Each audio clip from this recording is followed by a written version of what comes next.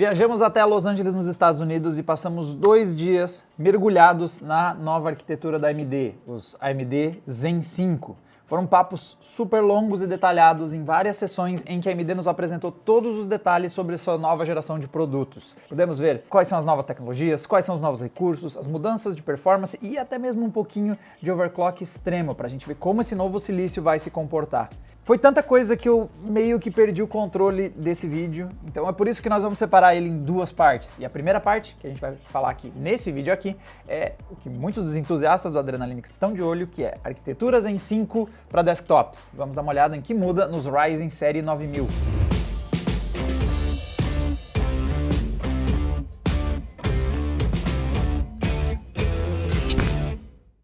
Nesse vídeo aqui, então, eu vou focar exclusivamente nos processadores para desktops, os codinome Granite Ridge, que são baseados em Zen 5 e não tem várias das outras estruturas que vão acabar ficando lá só com os notebooks nos Strix Point. Para ver mais detalhes sobre RDNA 3.5, que é como a AMD está chamando, para ver mais sobre a nova arquitetura de Machine Learning e IA, que é a XDNA 2, e também para ver o que muda na arquitetura Zen 5, como ela foi adaptada para os notebooks. Isso vai ficar num segundo vídeo que a gente vai lançar amanhã. Hoje o foco vai ser a galera entusiasta. Nós vamos falar dos processadores Ryzen série 9000, o que eles trazem de novo em performance, em eficiência e também o que mudou em relação a chipsets, teve mais novidades no evento, e também overclock. Teve bastante papo sobre overclock, tanto de memória quanto do próprio processador em si. Mas vamos para o primeiro pedaço, vamos falar do Zen 5. O que muda nessa microarquitetura? Os processadores Ryzen 9000, eles têm como base a microarquitetura Zen 5. O foco da AMD aqui foi buscar 2 dígitos de ganho de performance. Então, segundo a AMD, dá para ter uma média de 16% de evolução de desempenho por núcleo Zen 5,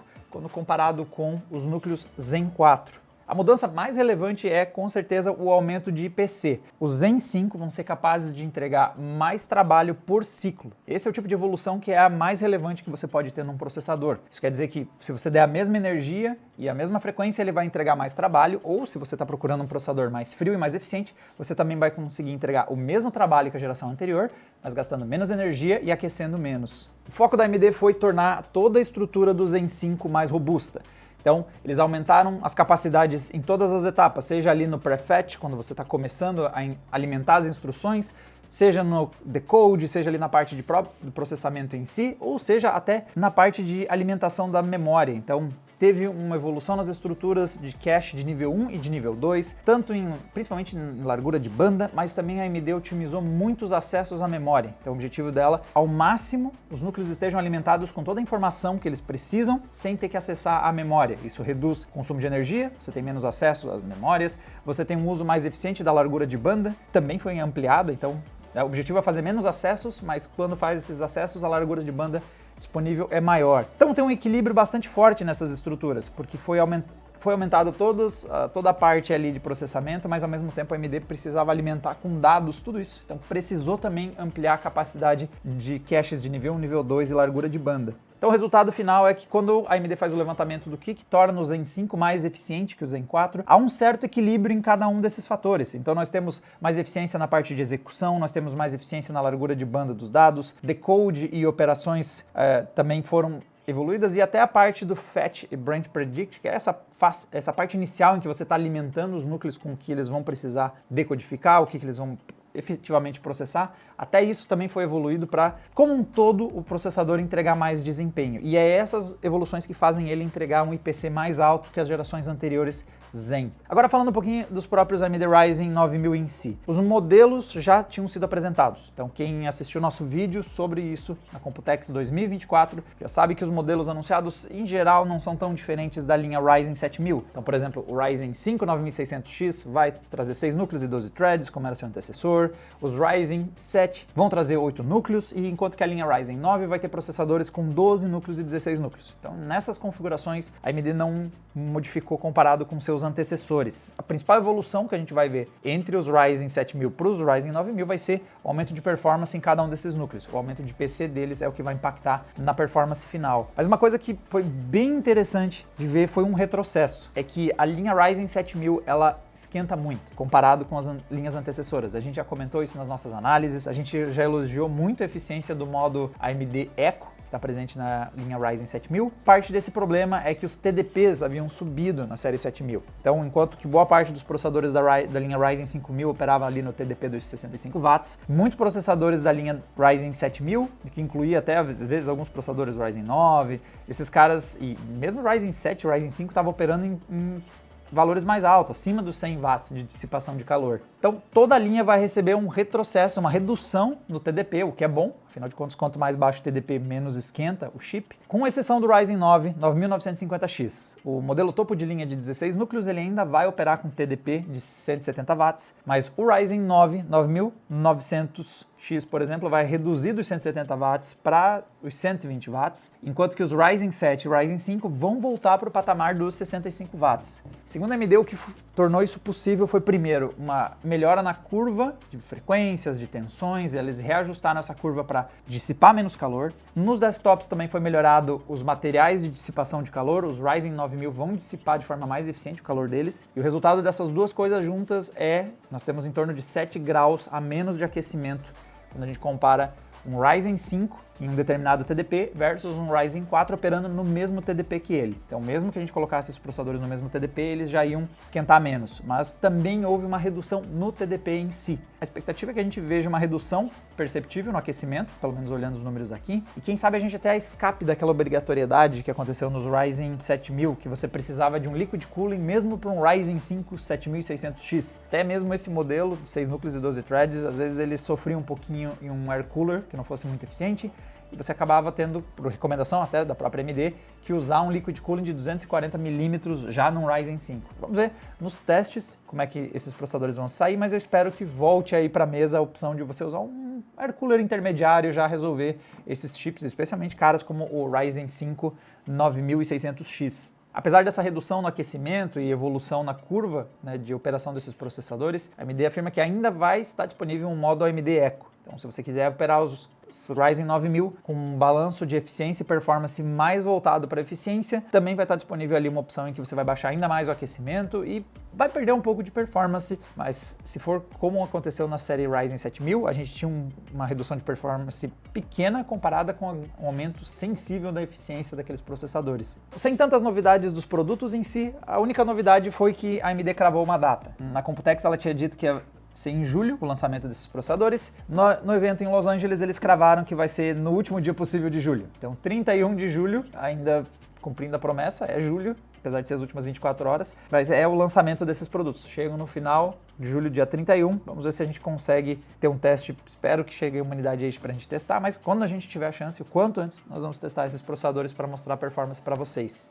Para mainboards também rolou uma novidade. Nós já tínhamos o anúncio da série 800 com o lançamento do X870 e X870E. No evento em Los Angeles nós tivemos a introdução de mais 2 chipsets. Então nós vamos contar com os modelos AMD B850 e um carinha meio diferentão aqui, que é esse AMD B840. Então, na progressão de recursos que você vai ter disponível, então, tanto o X870E quanto o X870, os dois chipsets, eles tornam disponível o PCI Express 5.0 na placa de vídeo e nos slots na comunicação via NVMe. E também na parte de USB, os dois trazem USB 4 e também dão suporte ao overclock de processador e de memórias. Então, em geral, os dois chipsets são bem parecidos. O chipset B segue uma lógica um pouquinho diferente. O B850, ele vai disponibilizar o PCI Express 5.0, mas somente no slot NVMe, para você usar um SSD, por exemplo. E vai ser opcional, acredito que eles querem dizer com isso aqui, algumas placas de vídeo, algumas mainboards podem dar essa opção, que é, você também pode ter na sua placa de vídeo dedicada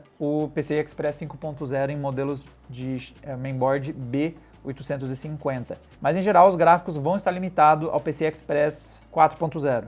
Que não é exatamente um grande problema, pelo menos nesse exato momento está longe de ser um problema. USB, o suporte cai dos USB 4.0 para o USB 3.2, que ainda é uma velocidade rápida de 20 gigabits por segundo. Lembrando que isso aqui é o suporte oficial do chipset, nada impede que uma fabricante faça uma placa AMD B850 e inclua portas USB 4, mas usando aí algo para fora do chipset, usando outra controladora, outro chip para fazer isso. Mas em geral, se você quer ter certeza que você vai ter portas USB 4, deve dar preferência para o X870 e o X870E. Obrigatoriamente eles vão ter isso já no chipset. E o B850 ele ainda dá suporte ao overclock, tanto do processador quanto das memórias. Aí chega o AMD 840 e o B840 ele, em alguns momentos ele parece um chipset do tipo A, que nós tínhamos em gerações anteriores, A320, A520, mas ele é um meio de caminho. Aqui a AMD parece ter mirado mais no que está fazendo a Intel e quis fazer um equivalente, eles inclusive põem na tabela deles um equivalente ao que seria a linha B760 por parte da Intel. Mas o que nós temos de reduções? Primeiro, uma redução que inclusive é maior do que a redução que a Intel tem com o B760, que é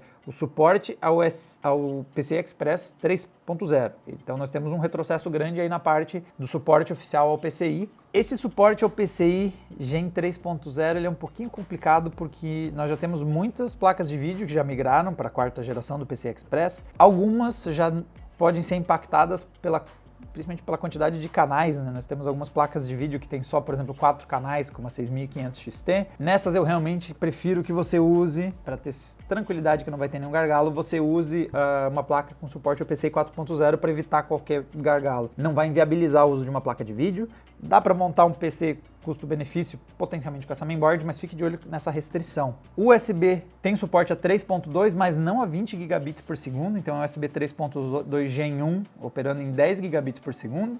E outra restrição acontece aqui, na parte de overclock. Nós temos apenas o overclock das memórias. Você não vai mais poder fazer overclock do processador. Isso aqui lembra muito a configuração, de novo, da Intel, na sua linha de chipsets B760. Eu gostaria que a AMD não olhasse muito para o que a Intel faz quando o assunto é mainboards e chipsets, porque a política da AMD sempre foi mais permissiva, enquanto que a Intel era muito restrita, ficava trancando overclock de processador somente para linha Z, esse tipo de coisa. Eu recomendo eles não ficarem olhando para a Intel e não ficar replicando o que eles fazem, prefiro essa política mais aberta para modificações por parte do usuário. Então, não sei se eu sou muito fã desse chipset B840. E outra coisa que ele nos deixa na dúvida é se vai existir um chipset do tipo A para a série 800. Não sei se vai também fazer falta. Em contrapartida, você ainda pode usar muito bem os chipsets da geração anterior, da série 700, e você vai ter opções lá. Mas parece uma mudança curiosa aí na forma como eles distribuem os seus chipsets. Agora vamos para o overclock. O overclock foi bem interessante, tanto pelo que eles mexeram aqui, tanto pelo fato de que a gente pôde ver muito overclock extremo. Deixaram a gente dar uma olhada nessas configurações em ação. Então as tecnologias aqui que eu vou mencionando, a gente pôde ver elas em ação e depois a gente pôde ver a AMD fazendo o Ryzen 9 esticar um pouquinho as manguinhas e trabalhar. Começando pelo overclock, nós temos algumas novidades bem relevantes para quem comprar um processador da série Ryzen 9000. Nas gerações anteriores, nós já temos uma tecnologia que se chama o Curve Optimizer, que é o otimizador de curva, traduzindo aí agora. Ele deixa você fazer um desvio naquela progressão da curva entre frequências, tensão, aquecimento. Então você coloca um offset, que a gente chama, você move essa curva. Então você vai lá e tira a tensão, por exemplo. Eu quero que todos os patamares da configuração padrão tenham que trabalhar com tantos passos abaixo do que seria o normal. Então, se ele faz a curva ali a meio volt, 7 volts, 1.4 volts, essa progressão toda eu quero que ele faça 0.1 volt a menos, por exemplo. É interessante, em alguns cenários, é já um jeito de você fazer uma modificação sem ter que ficar fazendo ponto a ponto da curva, mas ele tem um problema. Esse offset às vezes não funciona na curva como um todo. Então, por exemplo, eu fui lá e desloquei a curva para baixo. Nas baixas frequências, no baixo aquecimento, funciona. Mas quando chega ali um momento que você tem, por exemplo, uma frequência muito alta, você precisava de um pouco mais de tensão e esse offset faz o processador não operar estável. Então, em partes funciona, em partes não. A AMD tentou resolver isso com um novo recurso, que ele se chama o Curve Shaper. De novo, uma tradução aí que eu estou falando aqui, mas é um modelador de curva. Ele basicamente pega essa curva que você tem, você pode fazer um offset, mas você também pode definir diferenças ao longo da curva. Então, por exemplo, digamos que você fez o offset, reduziu a tensão, isso funciona super bem quando você está num cenário de poucos núcleos operando em alta frequência, por exemplo. Mas quando você está em poucos núcleos operando em uma frequência intermediária, digamos que você rodou um Cinebench, e aí nesses momentos você precisava de mais ou de menos tensão para conseguir isso estável, você vai lá e pode configurar isso. A interface é horrenda, mostraram pra gente mexendo, é muitos campos para você preencher, mas é algo que você pode fazer só em determinados pontos do ajuste. Então você pode dizer só que ali a 5 GHz ou mais eu preciso que a tensão não tenha esse offset para baixo, ela continue mais alta. E como todo overclock, envolve um pouco de paciência, você vai ter que ir testando os limites do seu processador, mas esse é um novo recurso que deixa você então encontrar, além de mover a curva de lugar, talvez mudar um pouquinho a forma dela para achar uma forma, jeito mais eficiente de você conseguir manter o seu sistema estável depois da sua modificação. E uma mudança bem relevante aí, que é para a galera aí que estava querendo subir mais as frequências das memórias, isso é uma desvantagem que a AMD tem claramente comparado com a Intel. Então, essa geração 9000 vai mexer um pouco em como funciona o overclock das memórias. Primeiro é que já de largada a série 9000 dá suporte até 5600 milhões de transferências por segundo, ou MTS, como a gente vai escrever, ou como a galera fala no popular ali, 5600 MHz. Isso vai ser suporte oficial. E agora então os Ryzen estão no mesmo patamar que os Intel Core, que traz essa configuração desde a 13ª geração. Mas agora falando do overclock em si, nós vamos ter um upgrade também. O novo AGESA vai trazer o suporte para DDR5 operando a 8000. Isso vai tornar mais possível, mais tranquilo você aplicar esse perfil quando você está usando o AMD Expo ou quando você está usando, na verdade, o XMP, mas estão chamando de outra coisa porque não é uma placa-mãe Intel. Mas você vai ter mais chances de conseguir aplicar essas configurações e ter estabilidade já nesse perfil montadinho. E o detalhe é que a nova geração vai trazer um recurso que é o Overclock on the Fly, que é basicamente você poder mexer com o sistema rodando. Então, ao invés de você ter que entrar lá na BIOS, fazer a configuração, iniciar o PC e ver se ela foi, você vai poder fazer isso com o Windows aberto, no Ryzen Master, e mexendo na configuração das memórias e aplicando, até você passar do que você deveria e o seu PC desligar, mas aí não tem problema. O Ryzen Master ele vai reiniciar o sistema num preset que foi estável. Então você pode ir forçando a barra, entendendo quando as coisas param de funcionar e o seu PC reinicia. Seu PC liga numa configuração segura e você pode ir lá de novo, tentar talvez não ir tão longe, mas ir testando a água até onde a sua memória vai conseguir ir. E um ponto importante dessas novas configurações de overclock das memórias é que o foco para os kits operando a 8000 é mudar a proporção do Infinity Fabric versus as memórias. Então, tentando não deixar isso muito longo, mas nós temos a operação da memória e a operação do Infinity Fabric. O Infinity Fabric é o que conecta todas as partes do processador, é basicamente a malha que faz tudo isso acontecer.